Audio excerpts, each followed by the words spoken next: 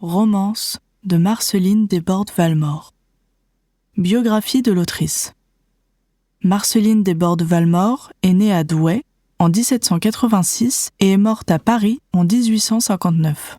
Poétesse, chanteuse et actrice, elle est l'une des premières grandes voix féminines du romantisme français.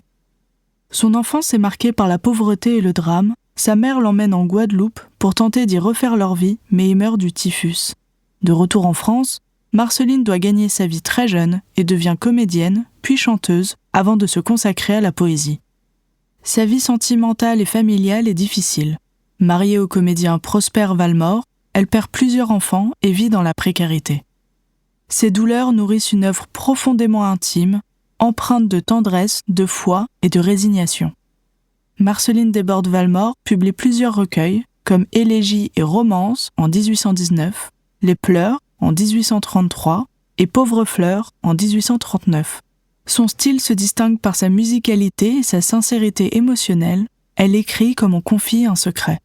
Ses poèmes influencent les plus grands romantiques, comme Lamartine, Hugo, puis Verlaine, qui admirent la pureté et la sensibilité de son écriture.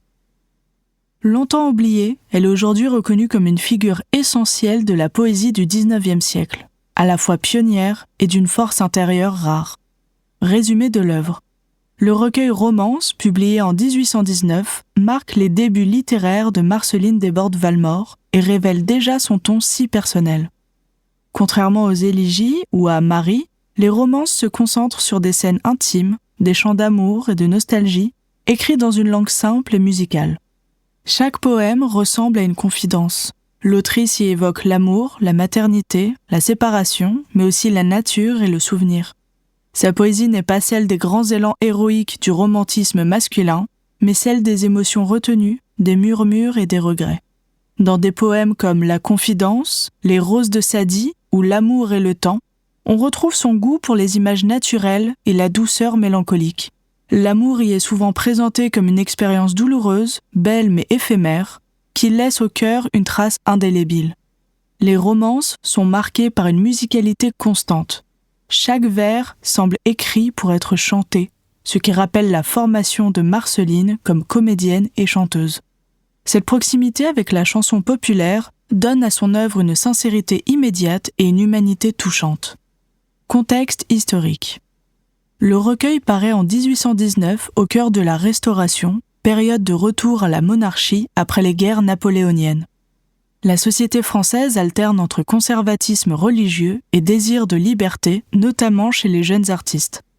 C'est aussi l'aube du romantisme, mouvement qui privilégie l'émotion, la nature et l'expression du moi. Marceline Desbordes-Valmore y apporte une voix féminine singulière. Elle n'écrit ni pour briller, ni pour convaincre, mais pour dire sa vérité intérieure. Alors que les poètes masculins de son temps comme Victor Hugo ou Lamartine s'affirment dans le sublime et la démesure, Marceline, elle, choisit l'intimité, la pudeur et la douleur vécue.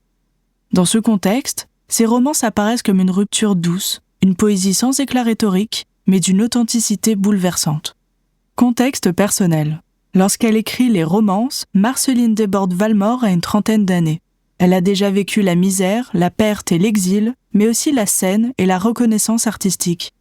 Son parcours d'actrice et de chanteuse nourrit sa sensibilité musicale et son sens du rythme poétique. Elle sait que la voix est un instrument de vérité. Sa vie sentimentale est également tourmentée. Elle a connu des amours impossibles et des drames familiaux qui hanteront toute son œuvre. Dans Romance, ces expériences se transforment en confidences. L'amour y est pur mais fragile, la mémoire douce et douloureuse à la fois. Marceline ne cherche pas à séduire le lecteur par la virtuosité du style. Elle écrit avec son cœur comme pour apaiser ses blessures. Ses poèmes traduisent ainsi la première maturité d'une poétesse qui, loin des manifestes et des doctrines, place la sincérité et la compassion au centre de son art.